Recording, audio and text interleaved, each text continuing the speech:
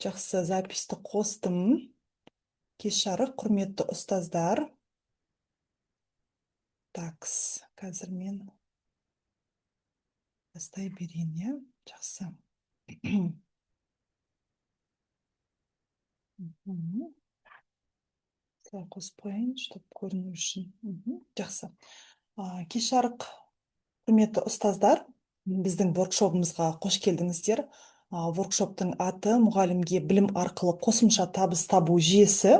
Менің есімім Гүлжан Рысбекқызы, енді мені жақсы танисыздар. Алдында да практикумға қатысқан болатынсыздар. Бүгінгі воркшоп негізі алдыңғы воркшоптардан, практикумдан қарағанда ерекше. Себебі құны төмен болғанмен, мен сіздерге өзімнің жалпы 5 жылда жинаған тәжірибемді, жалпы бірнеше миллионға сатып алған білімімді беретін боламын. Және де бұл тек қана бір курсты оқи салып, немесе бір вебинардан өте салып алынған білім емес. Мен өте көп курстардан, вебинарлардан, семинарлардан, наставничестводан өттім. Сондағы барлық білімдің былайша айтқанда артығын алып тастап, иә, без воды дейміз ғой, осы ақпарат без воды болады, яғни артық ақпаратты алып тастап, тек қана ең маңызды, керекті, сіздерді ақшаға, табысқа шығаратын ақпаратты ғана қалтырдым. Сондықтан мен ойымша сіздер үшін өте пайдалы болады деген үміттемін. Жалпы воркшопта не болады?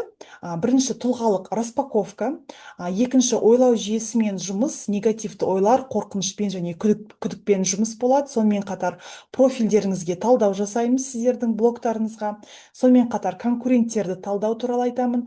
Мақсатты аудитория, яғни сіздердің клиенттеріңіз туралы айтамын. Сосын өнім жүйесі, УТП туралы түсіндіремін. Және клиент табудың жолдары, ең маңызды ақпарат осы болып саналады.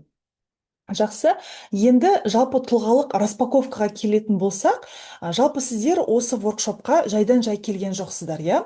Әрқайсыларыңыз бір өздеріңіздің, былайша айтқанда, мұғалімдік жұмыстарыңызбен қоса бір табысқа шығайын деп, жеке брендтеріңізді дамытайын деп, ақшаларыңызды, табыстарыңызды көбейтейін деп, блог жүргізейін деп, танымал болайын деп, әртүрлі өздеріңіздің запростарыңызбен келдіңіздер, иә? Сондықтан бұл практикалық воркшоп болады. Өтініш сіздерден қағазбен, ручкамен, немесе телефонға, немесе компьютерға жазып отырсаңыздар, өйткені пайдалы ақпарат өте көп болады. Сосын мен воркшоптан кейін сіздермен записпен және де материалдармен бөлісетін боламын. Енді өздеріңізге сұрақ қойыңыздар, иә?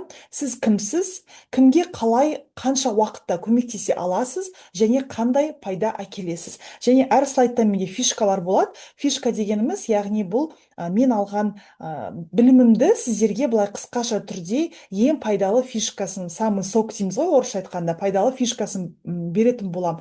Бұндағы фишка осы слайдтағы құндылық бағадан жоғары болу керек, және сіздер оны адамдарға айтуларыңыз керек. Мысалы, сіздер өздеріңіздің қағаздарыңызға жазып қойыңыздар. Сіз кімсіз, кімге қалай, қанша уақытта көмектесе аласыз, қандай пайда әкелесіз. Себебі жалпы бізде егер өте көп білім болса, өте көп тәжірибе болса, біз адамдар бізге не үшін жазылады, не үшін хабарласады, біз оларға көмектесе алсақ қана, иә? Егер біз өзімізбен өзіміз білімді болып, тәжірибелі болсақ, бірақ та адамдарға беретін бір пайда болғанда, бұнда даже пайда емес, адамдардың проблемасын, болін решать ете алмасақ, онда бізге адамдар хабарласпайды, иә?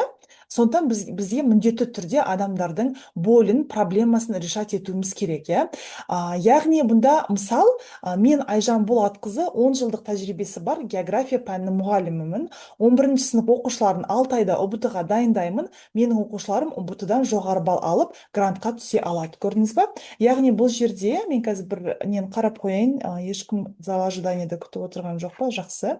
Яғни бұл жерде қараңыздар, ең маңыздысы бізде, яғни Айжан деген мұғалім, оның 10 жылдық тәжірибесі бар, ол жақсы, бірақ та ең маңыздысы бұл жерде 11 сынып оқушылары Айжан мұғалімге ұбт-ға дайындалу үшін, грантқа түсу үшін хабарласады, иә? Яғни олардың болі, олар қазір ұбт-да мысалы пробныйдан төмен балл алып жүр, және де грантқа түспей қалу риск, тәуекелі бар. Сол үшін олар Айжан мұғалімге хабарласады. Сіздер де өздеріңіздің чатқа немесе былайша айтқанда қағаздарыңызға жазып қойыңыздар. Сіздер кімсіздер? иә, қандай проблеманы шеше аласыздар және қанша уақытта. Міне мына жерде 6 ай деп жазылып тұр, иә. Келесі бізде ойлау жүйесімен жұмыс. Мен енді жалпы өздеріңіз мені танитын адамдар біледі, өте көп былайша айтқанда инфобизнесте қосымша білім алғанмын. Соның ішінде психологиялық нейрокоучингтің сертификатталған тренерімін, сонымен қатар сертификатталған практикалық психологпын, иә. Оны мен не үшін айтып отырмын? Жалпы бізде қосымша табысқа шығу кезінде, масштабқа шығу кезінде бізде қандай проблема болады? Бізде жалпы қорқыныштар болады, негативті ойлар болады. Жалпы адамның миына күніне 6 мыңнан 20 мыңға дейін ой келеді. Сонымен қатар бізде әртүрлі қорқыныштар болады. Бұл жерде мен табиғи қорқыныштар туралы айтпаймын, яғни қараңғыдан қорқу, биіктіктен қорқу, ол мүлдем басқа природный қорқыныштар, оның бізге қазір тақырыбымызға қатысы жоқ. Қазір мен айтайын дегенім, жалпы біздің сатудан қорқуымыз, қосымша табысқа шығуға қорқуымыз, иә, блог бастауға қорқуымыз деген сияқты, және соған байланысты негативті ойлар. Енді мен сразу сіздерге айттым, бұл жерде менде ешқандай теория болмайды, тек қана практика деп, сондықтан біз мынандай практика жасайтын боламыз. Бұны сіздер үй тапсырмасы ретінде үйде аяқтайтын боласыздар. Жалпы негативті оймен жұмыс кезінде сіздерге бір қағаз алу керек, және де қағазға ай сайын қанша табыс келетініңізді жазасыз. Мысалы, мен айына 2 миллион тапқым келеді, 3 миллион тапқым келеді, 1 миллион, 5 миллион, 500 мың, бәрібір, иә. Өздеріңіз ойыңызға келген сумманы жазасыздар. Сосын астына осы суммамен байланысты барлық негативті ойларыңызды жазасыздар. Яғни қағаздың бірінші жазып аласыздар барлық негативті. Ол 10 ой болуы мүмкін, ол 20 ой, ол 30 ой. Жалпы жарты сағаттың ішінде сіздерге біршама ойлар келеді. Сосын қағаздың екінші жағына ол негативті ойды позитивті ойға ауыстырып жазасыздар. Және де бұл практиканы күнара немесе күнде жасау керек болады. Ол бізге не үшін керек? Біз когда бір деңгейден екінші деңгейге шыққан кезде бізде міндетті түрде бізбен бірге негативті ойлар жүреді. Қазір мысалы сіздер мектепте жап-жақсы жұмыс істеп жүрсіздер, иә, өздеріңіздің жалақыларыңыз бар. Қазір сіздер комфортная зонадасыздар. Бірақ та сонымен қатар сіздерде ауқымды табысқа шығу, былайша айтқан табысты өсіру потребность, қажеттілігі бар, мақсат бар. Өйткені бір өздеріңіздің бір ойларыңыз бар, иә. Мысалы, квартира алғыларыңыз келеді, машина алғыларыңыз келеді, ипотека жапқыларыңыз келеді, балаларыңызды шетелде оқытқыларыңыз келеді, иә. Мысалы, ата-аналарыңызға көмектескілеріңіз келеді, отбасыларыңызға көмектескілеріңіз келеді. Сондықтан сіздерде өте көп мақсат бар. Ол мақсатқа білесіздер, сіздер тек қана бір жалақымен жете алмайсыздар. Жете алуларыңыз мүмкін, бірақ көп жылда. Бізге қалай керек? Бізге аз уақытта көп ақша табу керек, иә. Сондықтан осы практиканы жасау керек. Мысалы, менде ақша көп болса, кетіріп тастаймын, иә. Сол, мысалы, бірінші негативті ой сіздерде сондай болуы мүмкін. Оны ауыстырамыз. Ақша көп болса, мен жинай аламын. Яғни біз миды сендіруіміз керек. Ақша көп болса, ешқандай қиындығы жоқ, ешқандай риск жоқ. Тағы да мынандай ой болуы мүмкін. Менде ақша көп болса, мысалы, мысалы, ақша көп болса, мен өзгеріп кетемін деген сияқты, иә. Мысалы, ақша көп болса, мен андай тәкаппар болып кетемін, немесе ақшам көп болса, мен өзімнің былайша айтқанда құрметімді, абыройымды жоғалтып алуы мүмкін. Иә, сол ақшаның артынан қуып кетіп, адамдар мен туралы не ойлайды? Бұл кісі негізі жап-жақсы мұғалім еді, қазір деген ақша туралы болып кетіпті барлық контенті деген сияқты. Иә, сондай бір өздеріңіздің негативті ойларыңыз болуы мүмкін. Особенно мына ортаға байланысты, туысқандарға байланысты деген сияқты. Сонымен міндетті түрде жұмыс істеу керек. Любой негативті ойды позитивті ойға ауыстырасыздар. Яғни ақшам көп болса, мен тәкаппар болмаймын, одан да мен жомарт боламын. Ақшам көп болса, менға мысалы туысқандар ештеңе демейді, қайта олар мен үшін қуанады деген сияқты сондай позитивті ойларды жазасыздар. Бұны тыныш жерде отырып, бір музыканы қосып қойып, немесе музыкасы өздеріңіз бөлек отырғанда жазу керек. Желательно күн сайын. Болмаса, хотя бы 2-3 күнде бір рет жасайтын практика. Екіншісі, ол қорқыныш пен күдікпен жұмыс. Бұны мен бизнес-сообществоға мен алдында сіздерге айттым, иә, құны 3 миллион тұратын бизнес-сообществоға мен кірген болатынмын. Сол кезде бізде бизнес-тренер әрқашан осы практиканы жасатады. Өзіңізге онда не болады? А что потом деген сұрақтарды қоясыздар. Мысалы, мақсат сізде айына 3 миллион теңге табу. Мысалы, иә, айына 3 миллион теңге табу, бірақ та сіздер қазір таба алмайсыздар. Сондықтан өзіңізге сұрақ қоясыз. Мен 3 миллион теңге тапсам, онда не болады? Яғни, что будет потом, иә? Міндетті түрде сол сұрақты қою керек болады. Себебі бұл жерде бізде, яғни қазір біз 3 миллион таппасақ, бізде қандай да бір қорқыныш бар, немесе күдік бар, немесе біз зона комфортадамыз, ешқандай қосымша жауапкершілік алып, қосымша әрекеттер жасағымыз келмейді, иә. Яғни бұл қорқыныш болуы мүмкін, күдік болуы мүмкін, немесе сіздердің жалпы қомақты қаражат табуға дайын еместігіңіз болуы мүмкін. Енді сонда онда не болады деген сұрақты қоя берген кезде, сіздер ең түптеп келгенде түпкі неге жетесіздер? Түпкі проблемаға жетесіздер. Мысалы, айына 3 миллион теңге тапсам не болады? Онда не болады? Мысалы, былай айтасыздар, енді әркімде әрқалай болады ғой, оны өздеріңіз практика кезінде білетін боласыздар. Мысалы, 3 миллион теңге тапсам, мен айына, сосын мен өзімнің основной жұмысымды ұмытып кетемін. Жақсы, основной жұмысыңызды ұмытып кетсеңіз не болады? Онда менің оқушыларыма көңіл бөлінбей қалады. Оқушыларға көңіл бөлінбесе не болады? Онда маған ата-аналар ренжиді. Ата-аналар ренжісе не болады? Олар мысалы там бастықтарға хабарлайды, бастықтарға хабарласа не болады? Онда мен мысалы бастық айтуы мүмкін, онда сіз сол қосымша жұмысыңызбен айналысып, основной жұмыстан кете беріңіз. Көрдіңіз ба? Сонда сізде ең қорқыныш ол основной жұмысты жоғалту. Көрдіңіз ба? Яғни түпкі қорқынышыңыз сіздің немеді 3 миллион теңге табудағы қорқынышыңыз басты негізгі жұмысыңызды жоғалтып алам ба деп қорқасыз. Сондықтан сол сияқты өзіңізге онда не болады деген сұрақ қою арқылы сіз сол қорқынышыңызға келесіз, иә. Осында екі тамаша практика бар, міндетті түрде жасаңыздар. Кез келген бұны запроспен жасауға болады, тек қана ақшамен емес, басқа да егер өмірлік сфераларыңызда проблема болса, осы екі практиканы жасасаңыздар болады. Келесі, жалпы біз егер өзіміздің мына жаңа айтқандай немізбен, мышлениемізбен жұмыс істеп, иә, мысалы қазір 1 апта болсын, 2 апта болсын, 1 ай болсын, өзіміздің сондай өзімізді дайындап, қосымша табысқа дайын екенімізді көрсетіп, негативті ойлардан барынша құтылып, енді онымен 100% әрине құтыла алмайсыздар, олар бізге келе береді ғой, ойлар, бірақ та шамамен сіздер уже келесі мына буст дейміз ғой, келесі деңгейге шығу үшін сіздер уже біршама дайын боласыздар. Солай уже миларыңызды дайындап алған соң, сіздер уже инструменттерге көшесіздер, нақты инструменттерге. Себебі бізде пока ойымызда қорқыныш, ойымызда негативті ойлар, біздің әлі мышлениеміз психологиялық тұрғыдан табыс табуға дайын болмаса, біз онда ешқандай бізге инструмент көмектеспейді. Менің өзімде сондай кейс болды. 2020 жылы карантин басталған кезде мен уже инфобизнесқа қызығушылық танытып, неше түрлі курстарды сатып алдым, келсін келмесін.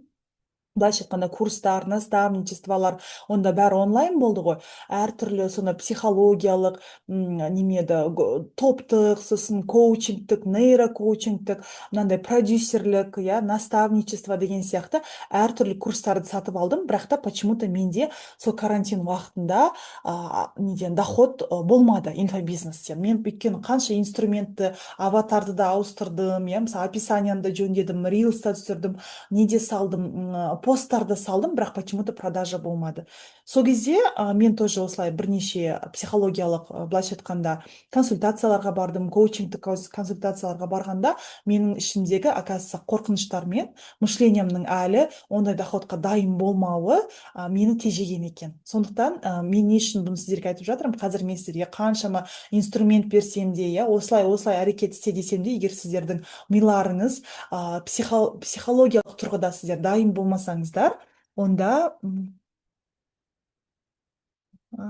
онда сіздерге былайша айтқанда, психологиялық тұрғыдан егер адамның миы дайын болмаса, онда инструменттер әрине көмектесуі мүмкін, әрине сіздер сатылымға шығуларыңыз мүмкін, бірақ та сіздерді тежейді. Ал егер сіздер өздеріңізді психологиялық тұрғыдан үлкен табысқа, қомақты табысқа дайындасаңыздар, осы жаңағы мен айтқан практикалардың барын жасасаңыздар, негативті ойдан құтылып, қорқыныштан құтылсаңыздар, онда мынау былайша айтқанда инструменттер сіздерге жеңіл беріледі де, уже сіздер тезірек уже өнімдеріңізді упаковка жасап, реклама жасап, уже продажаға шығасыздар. Жақсы ма?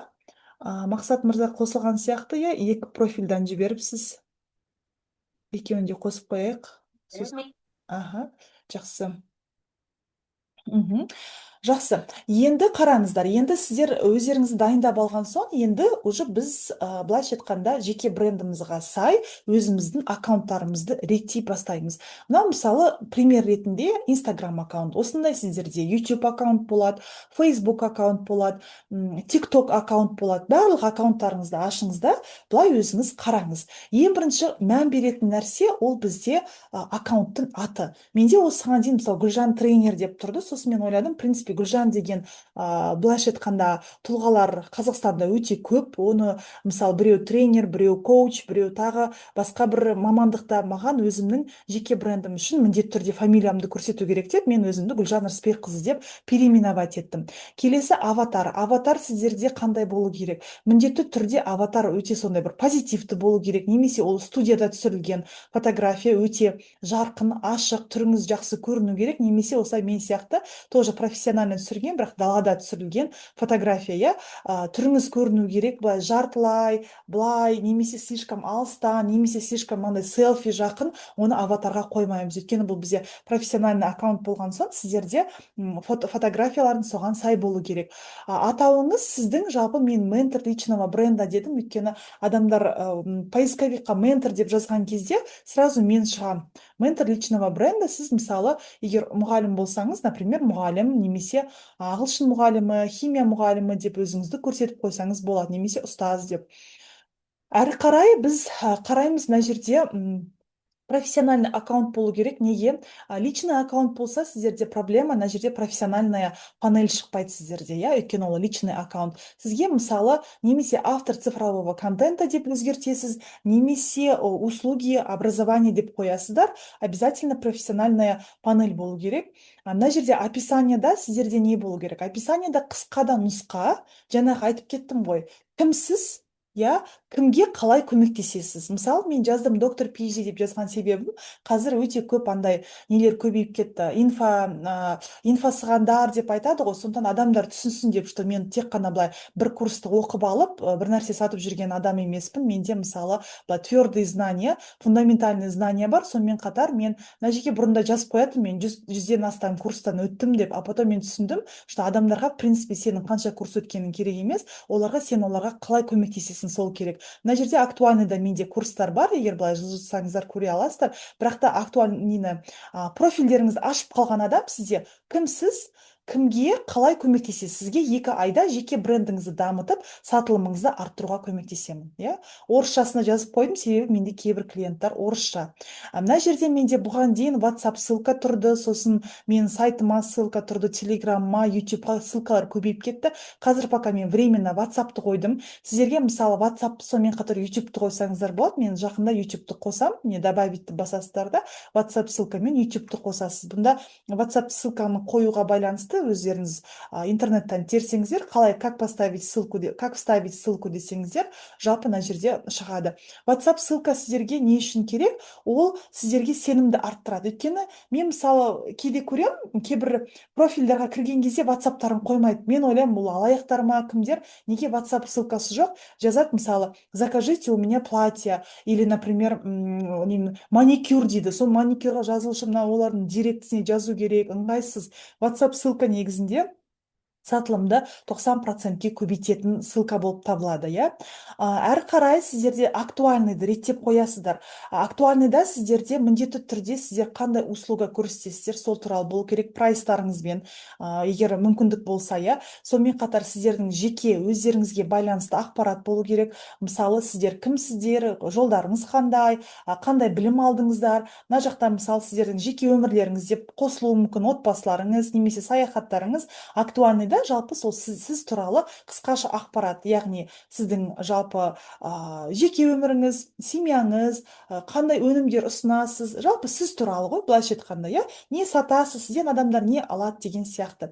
Әрі қарай прикрепленныйды негізі ауыстырып отырасыздар. Қазір менде мысалы офлайн тренинг болғалы жатыр, сондықтан мен қазақша, орысша осылай офлайн тренингті нетіп қойдым, прикреплять етіп қойдым, иә. Сіздерде мысалы қазір сіздер бір курс сатқалы жатсаңыздар оқушыларға, иә, онда сол туралы ақпаратты прикреплять етіп қоясыздар. Өйткені мұнда неме көп, видео, фотолар көп, оны ешкім былай қазір уақыт білесіздер ғой, өте сондай тығыз. Адамдар сізден ары қарай былай скроллить етіп сізді іздеп отырмайды, сразу прикрепленный файлдарыңызға, файл болғанда енді былай видеоларыңызға қарайды, мән береді. Хорошо.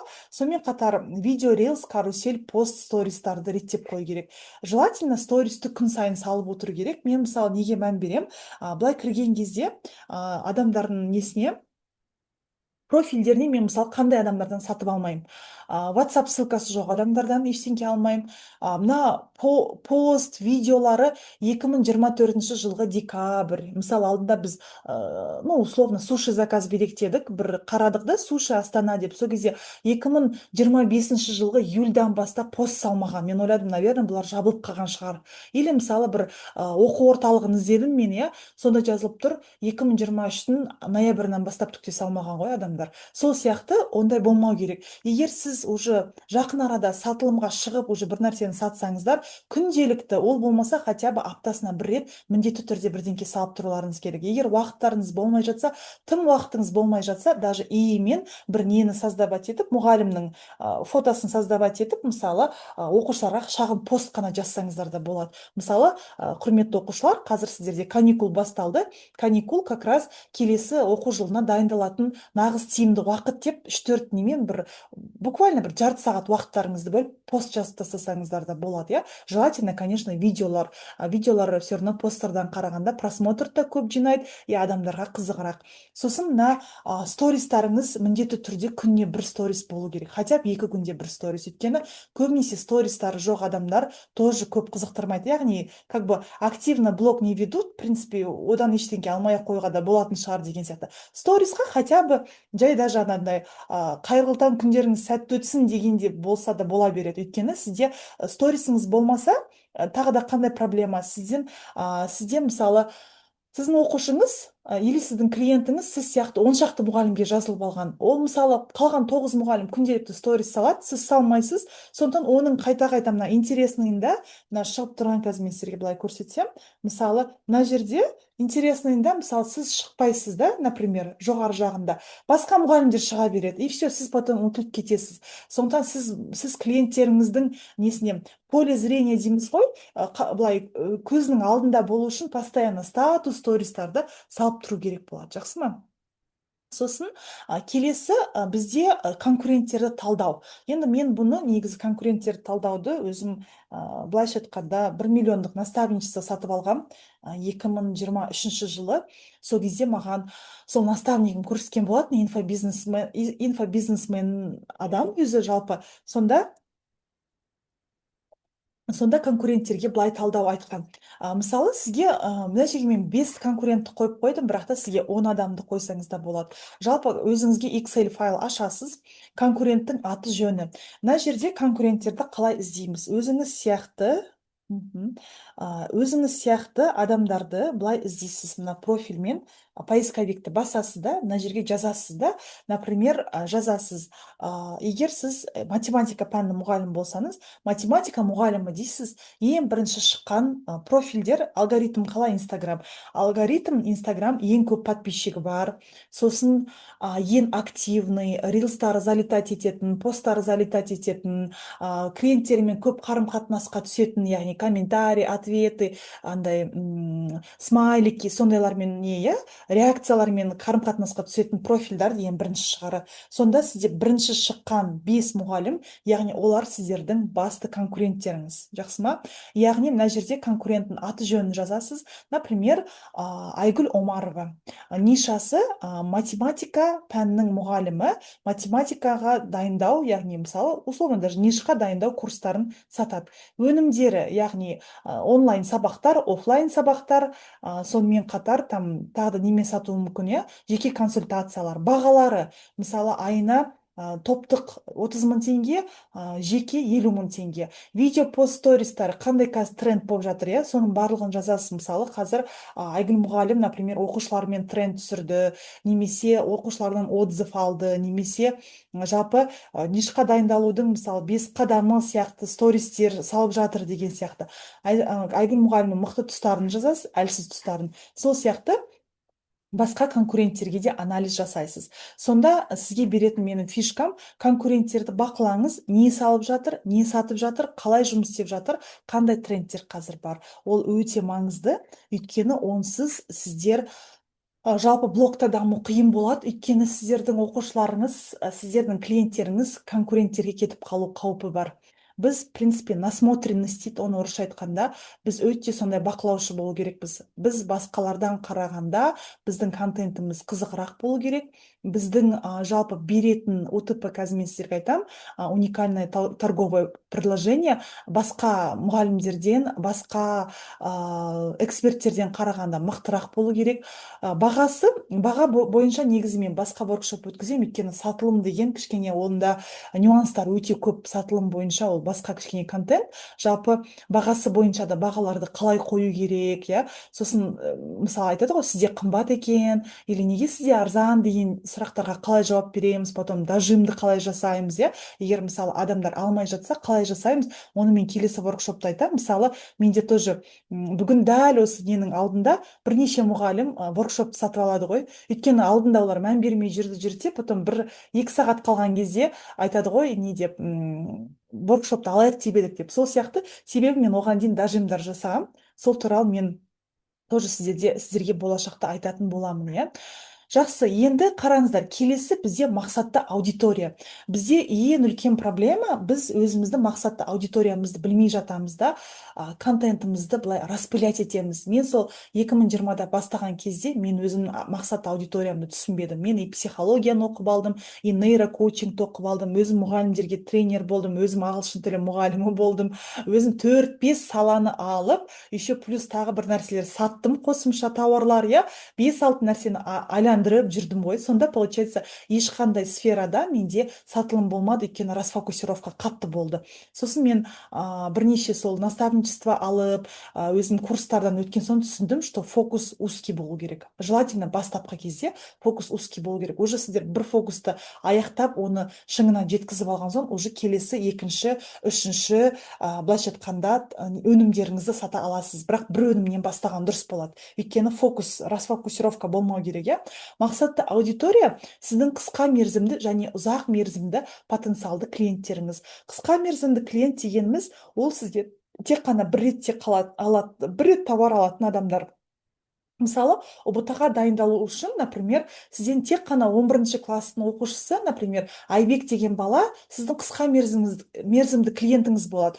Өйткені ол сізден қазір міне 2026 жылы курс сатып алды, 6 айлық курс. Все, келесі жылы оған сіздің курсыңыз керек емес. Уже все, Айбек уже неге, былайша айтқанда, университеттің студенті болады да, сіз оған уже дым бере алмайсыз, былайша айтқанда, иә, мұғалім ретінде. Сіз тек қана оқушыларға. Енді қысқа мерзімді клиентті ұзақ мерзімді клиентке қалай айналдырамыз? Ол үшін біз Айбекке уже басқа не ұсынуымыз керек. Басқа өнімдер ұсынамыз, мысалы осы клиентке. Біз оны ұбт-ға дайындалдық, ол университетке сәтті түсті. Енді біз Айбекке мысалы жалпы сопровождение, немесе дипломдық жұмысты жазу бойынша, былайша айтқанда, ментор бола аламыз, иә, кері байланыс бере аламыз, немесе оған научный статья жазуға көмектесе аламыз, немесе оған конференцияларға қатысуға көмектесе аламыз. Яғни біз уже келесі өнімнің линейкасын, продуктовый линейканы құрамыз өзіміздің клиенттерімізге. Өйткені көп проблема жалпы эксперттерде, қысқа мерзімді клиенттарды алады, бір оқушыны мысалы 2 ай оқытады да болды, сол оқушымен қоштасады, одан кейін ол оқушымен былайша айтқанда ары қарай жұмыс істемейді. Біздің негізі мақсатымыз қысқа мерзімді клиенттерді барынша ұзақ мерзімді клиенттерге айналдыру. Яғни лояльный клиенты дейміз, орысша айтқанда. Келесі бізде өніміңіз бен қызметіңізді пайдаланушылар, яғни кім сіздердің өнімдеріңізді пайдаланады, ол тегін өнім болсын, ақылы өнім болсын, ол барлығы сіздің мақсатты аудиторияңызға кіреді. Сонымен қатар сізден өнім мен қызметті сатып алатын тұлғалар, яғни сіздерге платежеспособный аудитория дейміз ғой, соның барлығы сізге мақсатты аудиторияға кіреді. Жақсы. Енді бұл жерде фишка, иә, Мгм. Жақсы, жаңадан қосылып отырған әріптестер, кеш жарық, мен записьті жасап жатырмын, сіздермен міндетті түрде бөлісем, сондықтан уайымдамай ақ қойсаңыздар болады. Қазір біз мақсатты аудитория туралы айтып жатырмыз. Бұған дейін мен жалпы біршама тақырыптарды қозғадым, записьтен асықпай көріп алсаңыздар болады. Келесі бізде фишка мақсатты аудиторияңыздың жалпы больдарын, проблемаларын анықтап шешу жолдарын ұсыныңыз, иә. Өйткені бізге сату үшін қандай адамдар бізден сатып алады, иә, ол тек қана біз егер олардың проблемасын шеше алсақ қана сатып ала алады. Мысалы, мақсатты аудитория сіздің клиенттеріңіз неше жаста. Бұл жерде өте маңызды нюанс. Бізде кішкентай балалар, олар в принципе қатты бізге клиент бола алмайды. Оқушылар, яғни 18-ге толмаған, кәмелет жасына толмаған оқушылар бізге клиент емес, бізге олардың ата-аналары клиент, иә. Былайша айтқанда, бізге кім ақша төлейді, кім бізге платеж жасайды, сол біздің клиентіміз болып табылады. Мысалы, сізде условно сіздің бір жақсы бір оқушыларыңыз сізге келді, да, например, Аружан деген қыз келді, Ансар деген бала келді. Енді олар айтады: мұғалім, біз сізден бір неге дайындалайық деп едік, мысалы, иә, бір осындай емтиханға дайындайсыз ба дейді. Сіз айтасыз: иә, дайындаймын, осындай бағасы осындай. Олар айтады: жарайды, жақсы, мамама айтып көрейін дейді, иә. Біздің басты мақсатымыз, бізге кім ақша төлейді, сонымен связьға шығу керек, нетворкинг, иә. Яғни біз Аружан мен Ансардың ата анасына шығамыз, иә. Яғни айтамыз, мысалы, там условно, Айман ханым, сіздің ұлыңыз Ансар бүгін менен осындай курс туралы сұрап еді. Сізге мен түсіндіре алды ма? Мен оған айтқам, осындай курс, осындай қазір скидкамен, мынандай бағамен болып жатыр. Немесе осындай курс оған осылай көмектеседі деп, біз ата-аналармен қарым-қатынасқа шығуымыз керек. Себебі көп кезде мұғалімдердің несі, проблемасы, ол оқушылармен договариваться етеді, ал оқушылар ата-аналарына дұрыс ақпаратты жеткізбейді. Сосын ата-аналар айтады: ой, жарайды, керегі жоқ, ол курсты қайтесің, мына жерде үйдің жанында бір не бар ғой, образовательный центр, мен сені соған бере саламын, мына жерде жақын ғой, жүгіріп барып келесің, деген сияқты, иә. Өйткені ата-аналар сіздің УТП, яғни уникальный торговый предложениеңізді түсінбей тұр, сіздің эксперттілігіңізді түсінбей тұр, сізді танымайды. Жалпы біз адамдарға қалай сатамыз, иә. Вообще сатудың бірнеше жолы бар. Енді ол сатылым туралы опять басқа воркшопта айтамын, но бірақ та айтайын дегенім, касание болу керек. Міндетті түрде сізді ата-аналар сатып алу үшін таныған дұрыс. Өйткені біз көбінесе танымайтын адамдардан түк алмаймыз. Негізі танымайтын адамдардан алатын уақыты өтіп кетті. Карантин кезінде біз танысақ та танымасақ та таргетпен өтіп неше түрлі нәрселерді, сіздерді білмеймін, енді өз басым мен неше түрлі нәрселер ала беретінмін, адамдар танысам да танымасам да. Ал қазір мен мысалы адамдарды танымасам, олардан түк алмаймын. Өйткені біз уже қазір осознанное неге келдік, осознанный инфобизнесқа келдік. Уже просто так адамдар бір-бірінен бір нәрсе ала салмайды. Алу үшін оны міндетті түрде тану керек. Жақсы. Келесі, сіздердің клиенттеріңіз әйел адамдар ма, ер адамдар ма, балалар ма, иә? Ол не үшін керек? Болашақта біз таргет жіберетін болсақ, бізге таргет жіберетін болсақ, болашақта бізге жалпы керек аудиторияны таргетологымыз бізде белгілейді. Ваша аудитория: женская аудитория, женщины, например, от 20 до 40 лет, мужчины. Көбінесе сіздің балаларыңыздың ата-аналары неше жастағы ата-аналар. Таргет жібергенде де керек, мысалы, оқушылардың шамамен 15 жаста болса, яғни ата-аналары олардың шамамен уже 35 жастан бастап 50 жасқа дейінгі, 55 жасқа дейінгі кісілер болып табылады, иә, например. Яғни сіздердің клиенттеріңіз 35 жастан бастап 55 жасқа дейінгі адамдар. Өйткені егер сіз таргетта 20 жасты белгілеп қойсаңыз, ол 20-25 жастағы адамдардың балалары ондай жасқа әлі келген жоқ. Олар сіздердің клиенттеріңіз бола алмайды, иә. Жақсы. Келесі, қай қала, ауыл, өңір тоже өте маңызды. Өйткені сіз сол адамдармен жұмыс істейсіз, және де ол адамдар сіздерге былайша айтқанда ақша келетін адамдар, иә, табыс әкелетін адамдар. Таргетта оны тоже белгілейсіздер: бүкіл Қазақстан, немесе Алматы облысы, немесе Астана деген сияқты. Және олар немен айналысады, ол да маңызды.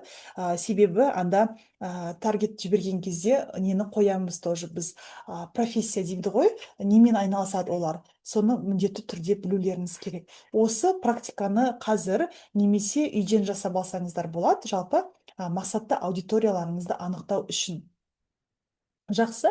Енді келесі продуктовая линейкаға келетін болсақ, яғни продуктовая линейка ол бізде не болып табылады? Продуктовая линейка бізде үш ең негізгі линейкадан тұрады, яғни бізде лид магнит ең біріншісі, трипвайр және негізгі өнім. Енді осы туралы мен сіздерге толығырақ айтып кетейін, қазір бірінші мына мысалдарын көрсетпей тұрып. Лид магнит дегеніміз ол сізде клиенттеріңізбен первое касание. Мысалы, менің алдындағы практикумыма қатысқан ұстаздар білет, лид магнит көбінесе ол тегін болады. Мен алдында практикум жүргіздім. Практикум менде тегін болды. Оны мен не үшін тегін жасадым? Себебі ұстаздар менімен жақынырақ таныссын дедім. Менің экспертлігімді түсінсін. Мен оларға қандай пайда бере аламын, немен бөлісе аламын, қандай больдарын шеше аламын, қандай оларды деңгейге шығара аламын, қандай табысқа шығара аламын, соны түсінсін деп мен лид магнит ретінде не жүргіздім? Практикум жүргіздім. Шамамен неше адам тіркелді практикумға? 150, 175 адам тіркелді. Оның 100-ден асасы қатысты, еще записьтарын көрді, қалғандары. Сол 175 адам менде лид магнит. Дальше менде получается трипвайр. Трипвайр дегеніміз төмен бағадағы продукт. Мысалы, ол сізде 3.000 теңге болуы мүмкін, 2.000, 5.000, 7.000, 8.000, 10.000, 15.000, шамамен 20.000-ға дейінгі ол трипвайр болып есептеледі. 20.000, от кейбіреуге трипвайр 30.000-ға дейінгі төмен баға болып есептеледі. Әркімнің төмен баға туралы пікірі әртүрлі ғой. Шамамен бізде Қазақстанда төмен баға это 10-15 мың теңге, 5 мыңнан 15 мыңға дейінгі өнім, продукт. Келесі негізгі өнім, ол сізді миллионға әкелетін негізгі өнім. Көп адамдар қателеседі, мынандай лид магнитті өте көп жүргізеді. Мен өзім біршама нелерде болдым, бизнес сообществоларда болдым, біршама курстарда болдым, консультацияларда, таргетпен көп лид магнитті өттім мен негізі адамдардан алдым. Сол кезде көп адамның қателігі байқағаным, лид магнитті тым көп өткізеді. Мен өте қатты шаршаған нелерді көрдім, финансовый консультанттарды, сосын инфопродюсер дейміз ғой, продюсерлерді. Себебі олар қалай? Олар лид магниттан сразу негізгі өнімді сатады. Например, сені консультацияға шақырады, ол консультация тегін. Психологтар тоже солай жұмыс істейді. Олар сенімен бір сағаттай жұмыс істейді, саған сразу негізгі өнімді сатады. Мысалы, 5 консультация 350 мың теңге, бір наставничество 2 миллион теңге деп, сөйтеді. Сол кезде бұнда енді бұларда, былайша айтқанда, сатып алу деңгейі өте төмен. Мысалы, олар 100 адамға консультация өткізсе, бір адам ғана сатып алу мүмкін, 1%, 2%, сондықтан лид магнитті мен сіздерге былай кеңес берер едім, мына жерде лид магнитті өткізген кезде вообще негізі, былайша айтқанда, лид магнитқа сіздердің көп энергияларыңыз кетпейтін, бірақ та көп адамды қамтитын өнімді беру керек. Консультация, тегін беру консультацияны, ол бұрында не болатын, тренд болатын. Қазір консультацияны тегін беру тренд емес. Неге? Себебі консультацияда сізге, мысалы, вообще сіздің мақсатты аудиторияңыз емес, сіздің потенциальный клиентіңіз емес, левый адамдар дейміз ғой, былайша айтқанда, кавычках, басқа, жалпы сіздің неңізге потенциальный клиентіңіз бола алмайтын адамдар сізге консультацияға жазылады. Таргетпен өтеді олар, мысалы, ата-аналар, сосын сізден консультация алады, сіз оларға бәрін түсіндіресіз, бересіз, көрсетесіз, бірақ олар сізден түк алмайды. Неге алмайды? Өйткені олар априори сіздерден алайын деп келген жоқ. Олар просто жай таргетті былай кнопканы баса салды, консультацияға жазыла салды сізге. Жарайды, көре салайыншы, мұғалім не деп айтады екен, как раз мен балам неге, мысалы, РФМШ-ға түсейін деп жүрген еді ғой, көре салайын не деп айтады деп келе салады. Сіздің ол қанша уақытыңыз, сіздің қанша энергияңыз. Неге инфобизнесте көп адамдар выгорание жасап, мысалы, өздеріңіз байқаған шығарсыздар, көп блогерлар болсын, көп ұстаздар болсын, эксперттер болсын, предприниматель, кәсіпкерлер болсын, сливаться етеді. Өйткені слишком көп не береді, энергия береді, выхлоп жоқ. Яғни береді, энергияны, ақпаратты, білімді бәрін, бірақ та ештеңе сатуға шықпайды. Адам уже сатылымға шықпаған соң, ол 1 ай тегін түсіндіреді, бәрін береді, 2 ай, 3 ай уже сдуваться етеді ғой. Сондықтан мен сіздерге ең басты беретін ұсынысым, рекомендациям, лид магнит, минимум энергия, максимум выхлоп болу керек. Ол мысалы сізде пробный сабаққа шақырсаңыз, оқушымен жеке емес, групповойға шақырыңыз. Групповойға. Жеке болса, записьті беріңіз. Вот міне мынандай мен записім бар, осы сабақты көр, міне саған тегін. Потом жұмыс істейсіз да. Өйткені сіз мысалы условно 20-30 оқушыға жеке пробный сабақтар тегін өткізесіз. Ол оқушылар басқа мұғалімді таңдауы мүмкін. Оның ата-анасы айтуы мүмкін, бізде пока ақша жоқ, келесі айда бастайсың деуі мүмкін. Оқушы айтуы мүмкін, мен ауырып қалдым, мен келе алмаймын деуі мүмкін деген сияқты өте көп адамдар сливаться етеді. Сондықтан лид магнит минимум энергия, максимум выхлоп болу керек. Жақсы ма? Келесі экскурсия. Экскурсия деген қазір ол тренд болып жатқан тема, тақырып. Себебі экскурсияны көбінесе қандай адамдар өткізеді? Оларда бір қандай да бір не болса, продуктовая линейка болса, мысалы мықты курс бар платформада, сонда ол экскурсия жасап береді. Айтады 30 минут экскурсия, оқушыға айтады, міне сенімен экранмен бөлсем, мына осындай платформа, менде осындай 10 сабақ бар, осындай 10 сабақта сен мынаны үйренесіз деген экскурсия, яғни обзор. Былайша айтқанда шолу, шолу жасап бересіз, ол да тегін болуы мүмкін. Консультация желательно групповая. Енді энергияңыз жетіп жатса, жекеде өткізе берсеңіз болады, бірақ та просто выгорание тез болып кетеді де, сонысы жаман. Вебинар, яғни оқушылардың бәрін жинап алып, или мұғалімдерге өткізсеңіз, мұғалімдердің бәрін жинап алып, вебинар қылып өткізесіз. Мастер-класс, офлайн. Енді Tripwire-да сізде негізі төмен бағадағы өнімдер. Мысалы, пробный сабақтар төмен бағада. Айтасыз, осылай, міне запистағы пробный сабақ саған тегін болды. Енді менімен пробный сабаққа келгің келсе 3000 теңге. Класста 30 неде онлайн сабақта мысалы 10 оқушы болады, все 10 оқушыдан 3000 теңгеден 30 000 теңге жинап сіз пробный сабақ өткізесіз. Бір жағынан сізде выгорание да болмайды, өйткені сіз ақша алдыңыз ол үшін, яғни энергообмен дұрыс болды. Сосын екінші жағынан уже оқушы аз ақша төлеп уже сіз туралы біліп алды, пробный сабақта уже түсінді сіздің методикаңызды, біліміңізді деген сияқты. Дальше Tripwire консультация болуы мүмкін, жеке консультация немесе топтық консультация. Көбінесе біз консультацияларды ата-аналармен жүргіземіз. Ата-ана сізден таргетпен өтеді или сарафанкамен келеді сізге. Ата-анаға сіз оқушы баласына не бере аласыз, соны айтасыз. Консультация айтасыз 5000 теңге, 7000 теңге, 10 000 теңге. Дальше практикум. Практикумға тоже оқушыларды жинап, егер сіз STEM ненің мұғалімі болсаңыз, там химик, физик, да, какой-то бір экспериментті көрсетіп жүресіздер. Мини-курс, мысалы айтасыздар, менің полный курсым, мысалы 6 айлық курсым осынша теңге тұрады, бірақ та менде еще мини-курс бар. Бірінші мини-курсты өтіп алып, потом основной курсқа келуіме болады. Мини-курс, мысалы основной курс менде 100 000 теңге, мини-курс 20 000 теңге дейсіз. Дальше бізде семинар. Семинарды сіздер тоже ата-аналармен өткізсеңіздер болады, оқушылармен де өткізсеңіз болады. Келесі бізге миллион келетін, ол бізде негізгі өнім.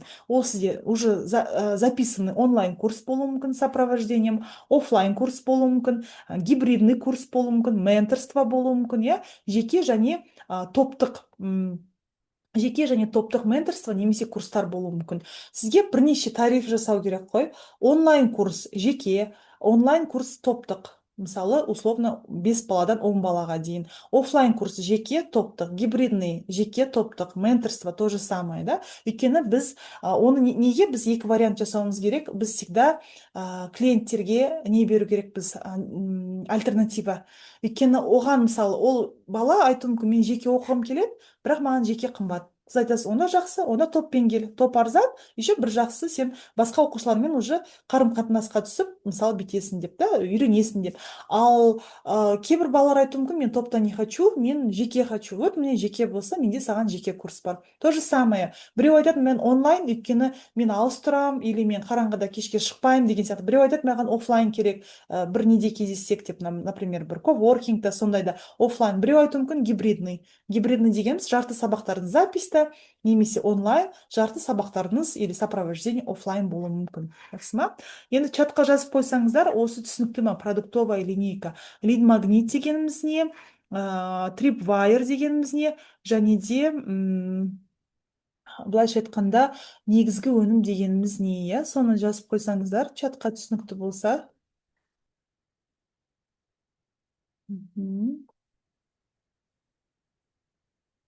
Мына жерде чатқа жаза беріңіздер. Мен қарап отырамын, жақсы ма? Так, дальше. Бәрі түсінікті болса, онда әрі қарай жылжимыз.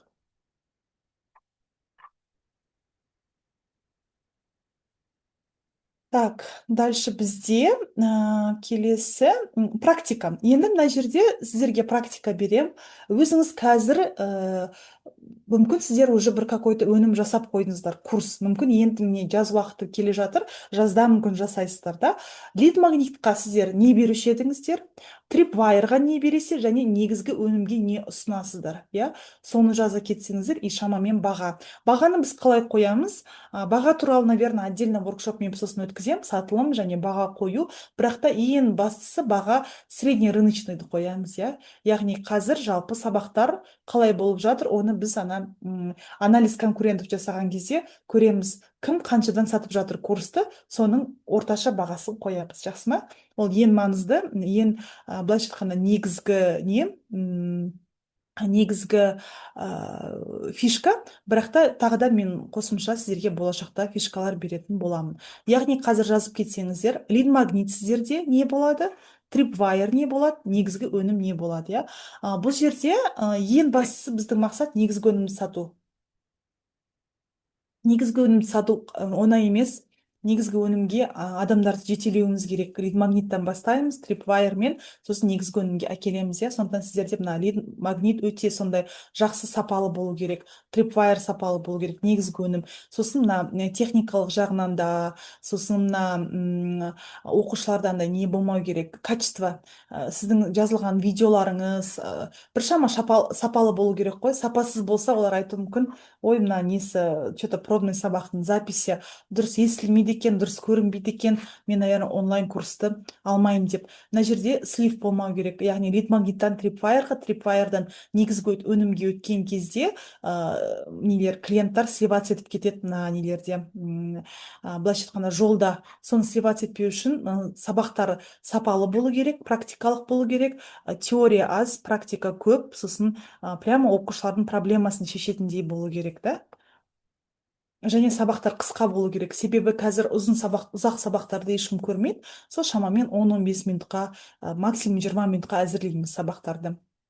Енді келесі УТП. Жалпы сіздерді басқа әріптестеріңізден, басқа ұстаздарыңыздан, басқа эксперттерден ерекшеленетін нәрсе ол УТП, яғни уникальное торговое предложение. Яғни неге сіздің өніміңізді басқа ұстаздардан қарағанда таңдау керек? Енді сразу мен айтайын дегем, егер сіздер ништің мұғалім болсаңыздар, уже сіздерде УТП бар ғой. Уже получается, сіз уже НЗМ-нің мұғалімі ретінде уже өздеріңіздің нелеріңізді, экспертліктеріңізді, өздеріңіздің уже өнімдеріңізді сапалы және де сондай пайдалы өнім бере алатындарыңызды уже сіздер көрсетесіздер. Көрдіңіздер ма? Жақсы, түсінікті дейді. Жақсы. Сондықтан сізде сол болуы мүмкін. Яғни істейтін орныңыз, сіздің ол фишкаңыз, иә, істейтін уже ништа істеген соң, уже ништа былайша айтқанда жай мұғалімдер істемейді, иә, білімді, білікті, дағдылары дамыған, сапалы білім бере алатын оқушыларды андай былайша айтқанда талантливый, одаренные дети дейміз ғой, иә, яғни дарынды оқушылармен жұмыс істей алатын мұғалімдер жұмыс істейді, иә. Келесі сізде болуы мүмкін сіздің тәжірибеңіз. Мысалы, сіз уже мүмкін 10 жыл, мүмкін 15 жыл, мүмкін 20 жыл жұмыс істейсіз. Үшінші УТП, яғни БС ғой, бірегей сауда ұсынысы, сіздің кейстарыңыз болуы мүмкін. Яғни алдында сіздің оқушыларыңыз сізге бір мысалы кейс болып табылды. Например, олимпиададан ұтты, грантқа түсті, нишқа түсті, университетке түсті деген сияқты. Осының барлығын сіздер жинақтап, міндетті түрде отзыв түрінде, блогтарыңызда көрсетулеріңіз керек. Өйткені бұл сіздің барлығы, сіздің кейстеріңіз, тәжірибелеріңіз, білімдеріңіз барлығы біріккен кезде сіздердің УТП-ларыңызды құрайды, яғни БС-ларыңызды құрайды. Жақсы ма? Енді практика жасайық. Жалпы чатқа жазып кетсеңіздер, өзіңіздің бірегей сауда ұсынысыңызды жазыңыз. Сіз басқалардан немен ерекшеленесіз? Сіздің өніміңіз немен ерекше? Мысалы, сіздер пока жазғанша мен бастайын. Мысалы, мен өзім ништа, ниш системасында уже 6 жылдан астам жұмыс істеймін, иә.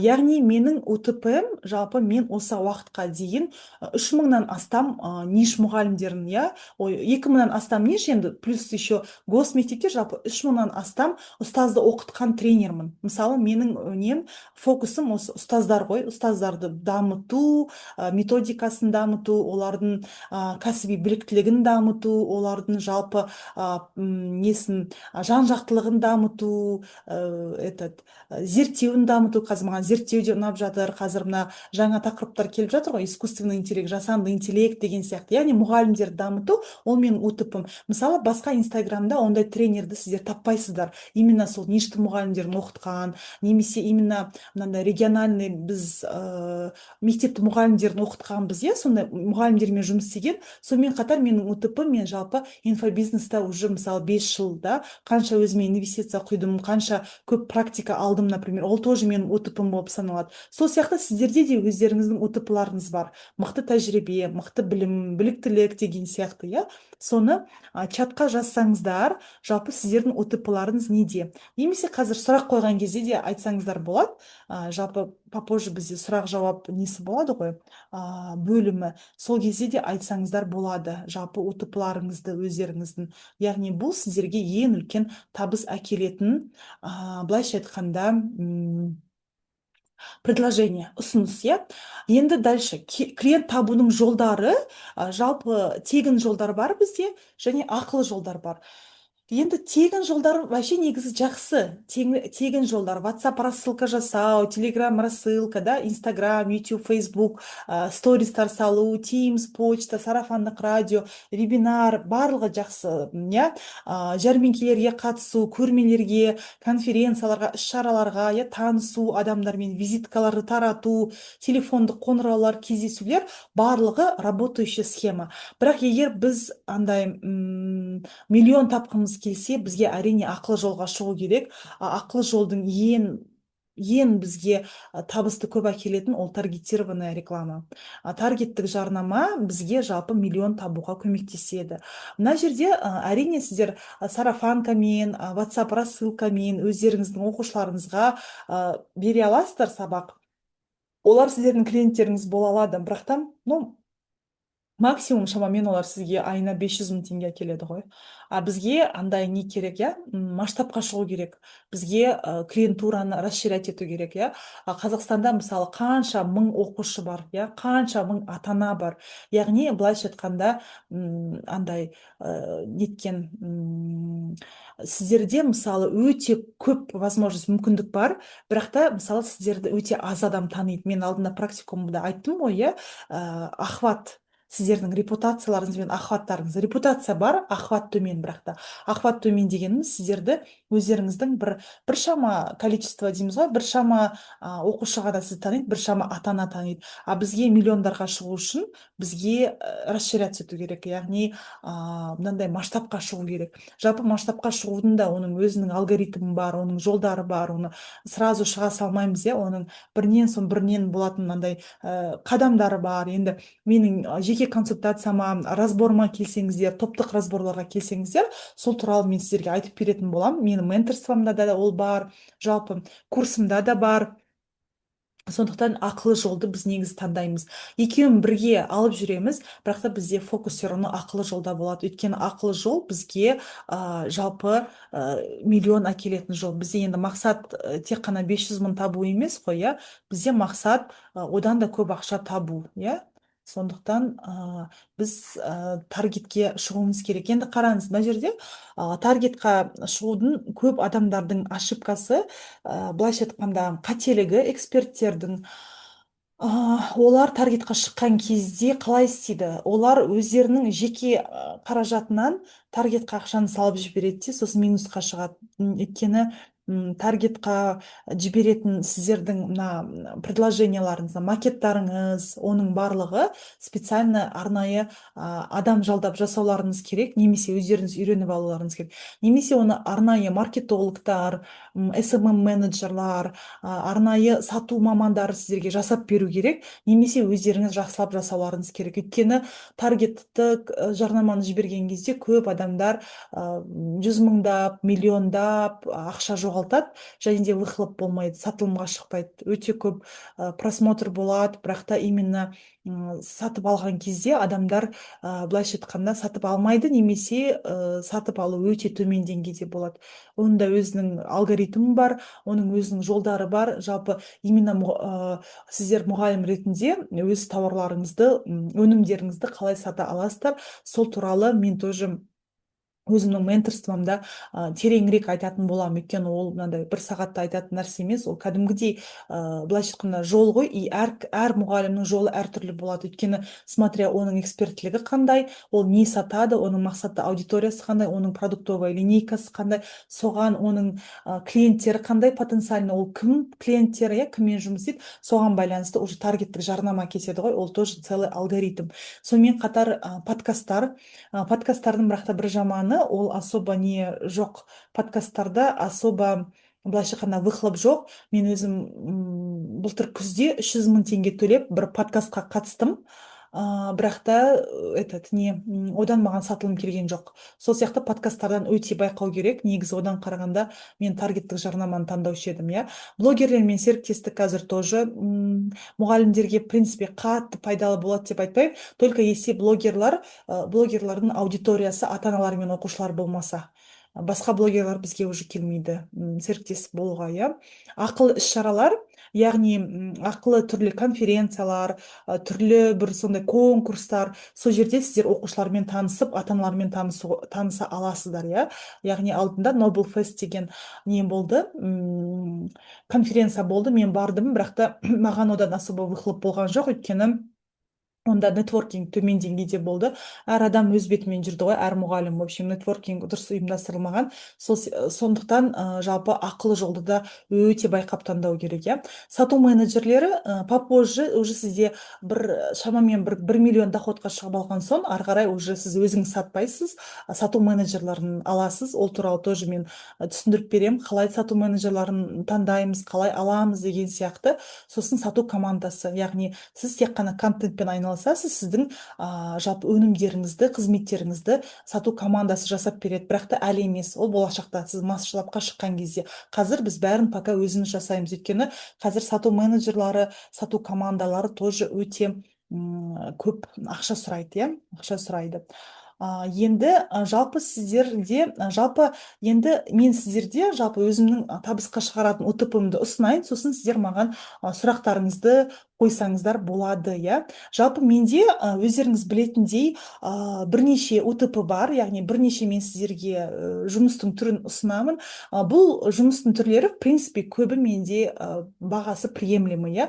Мысалы, жеке консультация, 1 сағаттық консультация 10 мың теңге ғана болады. Былайша айтқанда, 10 мың теңге қазір өте төмен ақша ғой, инфляциямен есептеген кезде өте төмен.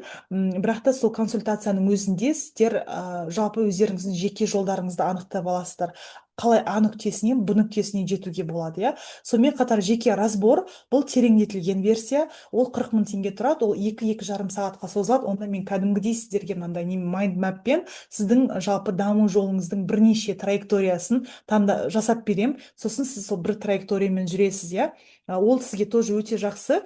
Жалпы не үшін ол өте жақсы? Себебі мен өзім тоже басында негізі без наставника, без курсов өзім бастаған болатынмын. Өте көп уақыт жоғалттым. Өйткені адам айтады ғой, набивает шишки деп, өзі жасаған кезде көп сондай қателіктер жібереді, ақша кетіреді, ананы пробовать етеді, мынаны пробовать етеді, өте көп энергия кетеді, ақша кетеді, өте көп сондай ошибка, қателіктер болған сайын, сосын уже адам жасағысы келмей қалады. Менде даже кейбір уақыттар болды, мен полностью блогты тоқтатып тастадым бірнеше айға. Өйткені менде минусқа кетіп қалдым да мен. Сондықтан мен, в общем,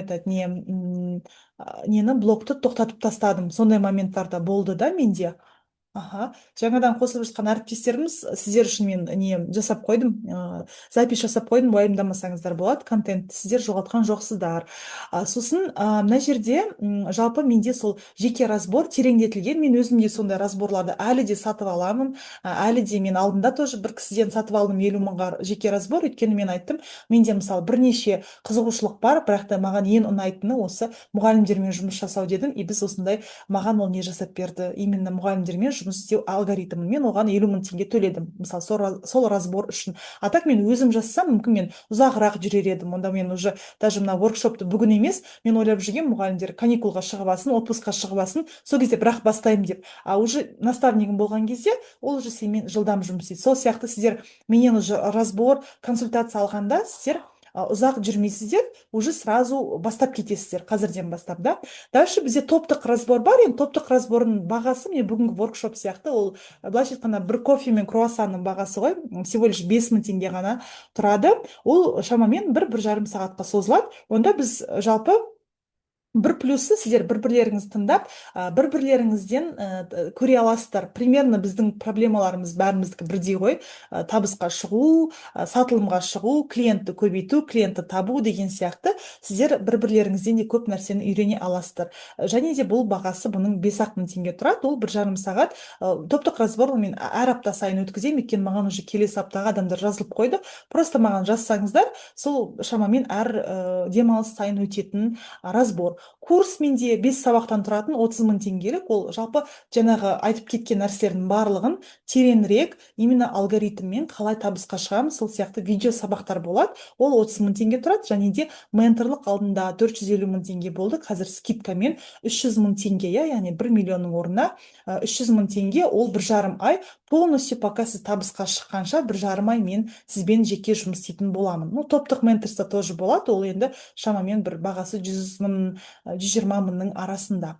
Жақсы, енді бұл мен сіздерге ұсынатын былай предложением, ол табысқа тезірек шығып, осылай бір енді былайша айтқанда тоқтамай, ары қарай осы алынған білімді қолданып кеткісі келетін ұстаздарға арналған. Өйткені бізде көбінесе психологияда қалай алған білімді былайша айтқанда 72 сағаттың ішінде қолданбасақ, бізде ұмытылып қала береді, иә.